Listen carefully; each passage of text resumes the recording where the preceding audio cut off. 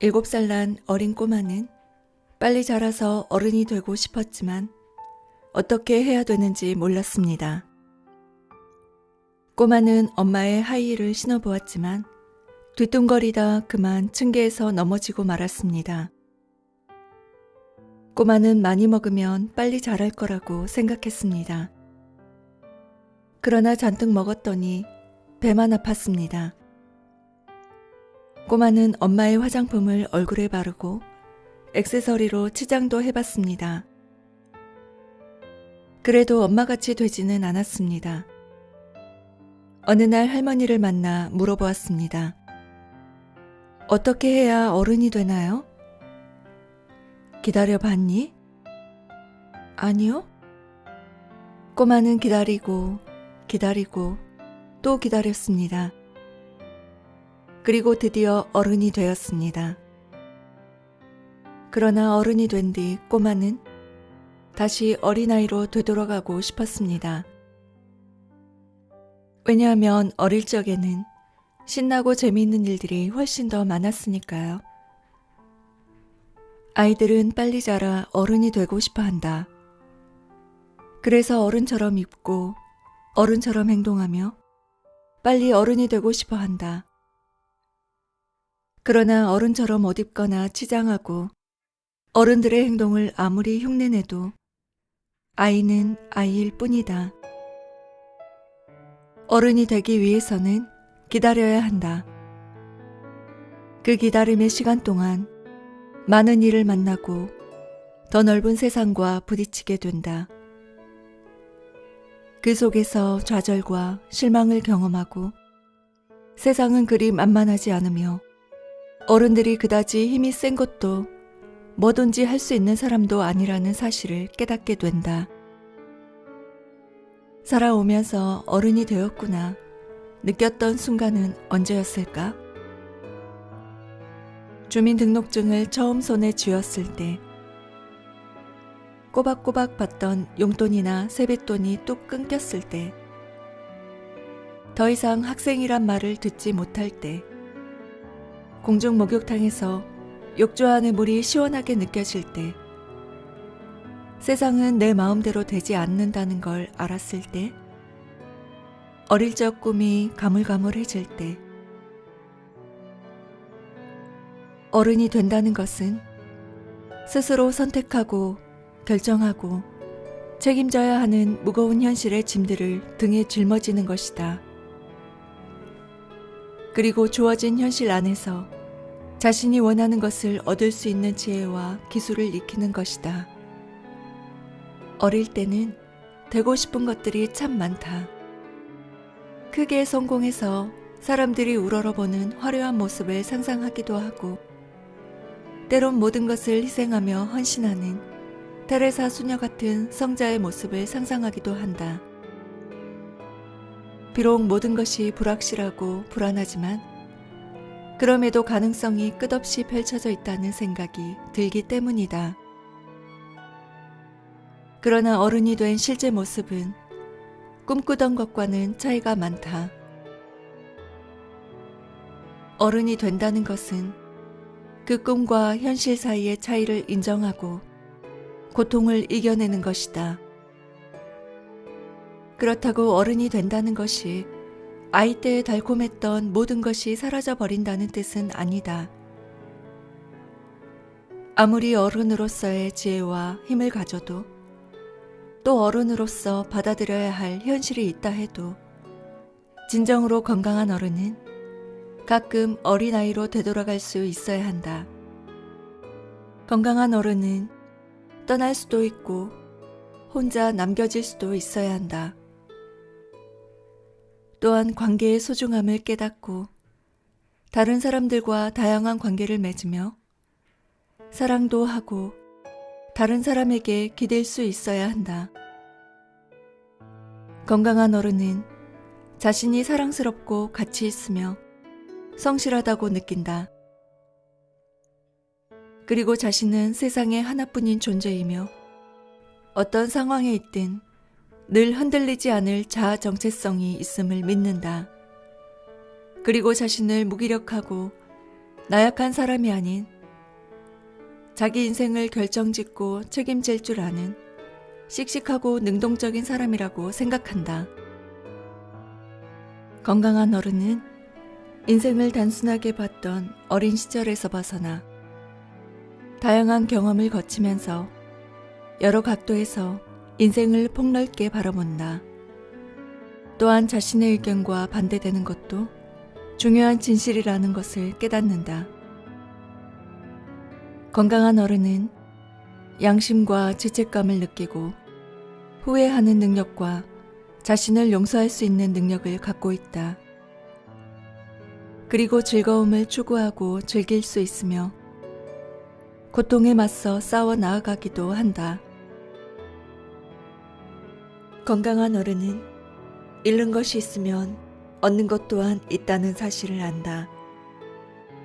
잃어버림으로써 얻을 수 있고 좌절 속에서 희망을 찾아내며 불완전함 속에서 감사와 용서를 배운다. 건강한 어른은 인생이란 완벽하지 않으며 사람은 혼자가 아니라 여럿이 더불어 살아가야 한다는 사실을 받아들인다.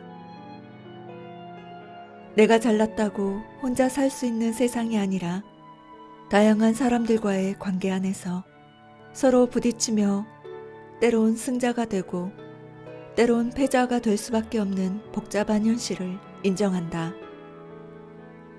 그리고 그 안에서 자신의 욕심을 적절히 조절하며 행복을 찾고 자신이 꿈꾸던 세상을 이루려고 노력한다. 어른이 된다는 것은 결국 세상은 내가 바라는 대로 움직인다는 어린 시절의 전지전능함을 포기해가는 과정이다. 그리고 무엇이든 가능할 것만 같았던 어린 시절의 꿈을 떠나보내는 과정이다.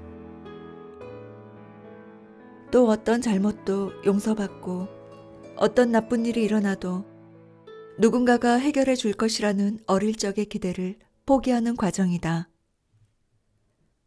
무엇이든 원하는 대로 이루어지는 세상. 어떠한 위험도 없이 안전하게 보호받는 세상. 어린아이의 순진무구함 그대로 즐겁게 지낼 수 있는 세상은 무조건 나를 사랑해주고 받아주는 다른 사람들을 필요로 한다. 그런데 우리 삶에서 그런 세상이 허락된 건 아주 잠깐뿐이다. 바로 아기였을 때다. 그 시절 엄마는 내가 필요로 할 때 늘 내 곁에 있으면서 무한한 사랑을 베풀어 주셨다. 그리고 그때는 내가 웃기만 해도 사람들이 행복해했고 내가 물을 엎질러도 그건 나를 위험한 상황에 있게 한 어른들의 책임이었다. 그 시절의 행복이 너무 커서일까? 사람들은 나이가 적든 많든 마음속으로 그 시절의 행복이 다시 돌아오기를 꿈꾼다. 어른으로 살면서 어린 시절을 그리워하는 이유다.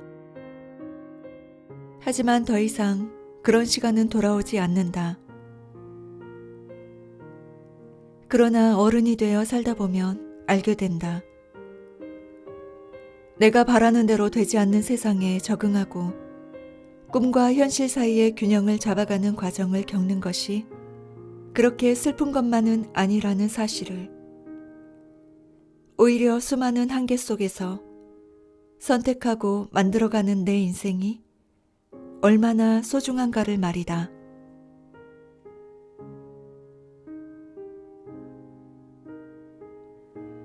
왜 그렇게 바보같이 굴었을까?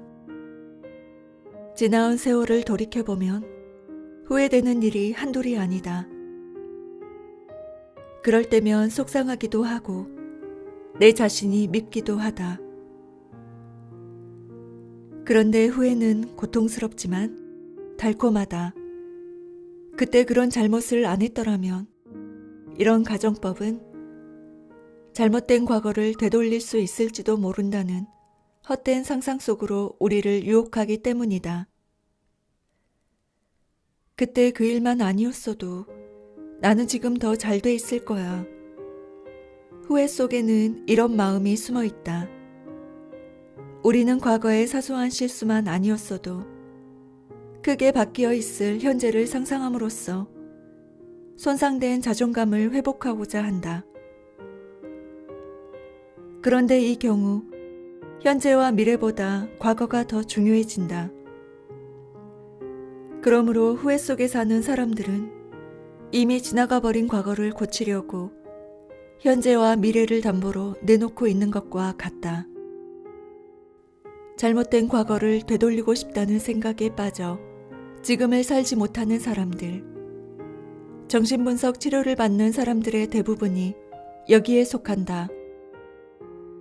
이런 환자들을 치료하다 보면 그들이 커다란 우주복을 입고 산다는 느낌을 받는다. 우주복 안은 과거의 고통스러운 기억으로 가득 차 있다. 그런데도 환자들은 감히 우주복을 벗을 염두를 내지 못하고 그저 불안과 두려움에 떨며 과거에 얽매여 있다. 우주복을 벗으면 세상의 맑은 공기와 따뜻한 햇볕과 새로운 사람들을 만날 수 있을 텐데 차마 그럴 용기를 내지 못하는 것이다. 폭력적인 아버지 밑에서 몸이 성할 날이 없었던 한 환자가 있었다. 그런데 그녀는 폭력적인 남자를 만나 결혼했다. 알코올 중독자인 아버지를 둔 여자가 알코올 중독자인 남자를 만나는 경우도 있었다. 이들은 과거라는 우주복을 입고 살아가는 사람들이다. 이렇게 도도르표처럼 끔찍한 일이 반복되는 이유는 사실 내면에 상처 입은 어린아이가 성장하고자 몸부림치고 있기 때문이다. 아무 힘이 없을 때 너무나 고통스럽고 충격적인 사건을 겪은 아이는 깊은 상처를 안고 마음속 깊숙이 숨어버린다. 그리고 불안과 두려움에 떨며 성장하기를 멈춰버린다. 그렇지만 그 아이도 어떻게든 고통에서 벗어나고 싶어 한다. 그래서 과거와 똑같은 상황을 재현함으로써 그것을 없었던 일로 만들거나 극복하려고 애쓴다. 그러나 결과적으로는 과거에서 헤어나오지 못하고 그저 고통만을 반복하게 될 뿐이다. 그처럼 과거에 묶여 꼼짝도 못하는 사람들이 스스로 문제가 있음을 깨닫고 문제를 해결해 나갈 수 있도록 돕는 것이 바로 정신분석이다. 환자들로 하여금 자신의 문제를 직면하고 그것을 이해하고 풀 수 있도록 해석해주고 기다려주는 것이다. 그런데 가끔 사람들은 나에게 그런 질문을 던진다. 그래서요? 과거를 알면 어떻게 되는데요? 안다고 뭐가 달라지나요? 고통스러운 과거가 갑자기 없어지기라도 하나요? 그들의 말이 맞다. 사람들 앞에만 가면 불안하고 도망치고 싶어지는 마음이 어릴 적 무서운 아버지가 조그만 실수에도 심하게 야단치고 벌을 주던 기억과 관련이 있는 것을 알았다고 해서 그게 무슨 소용이 있겠는가?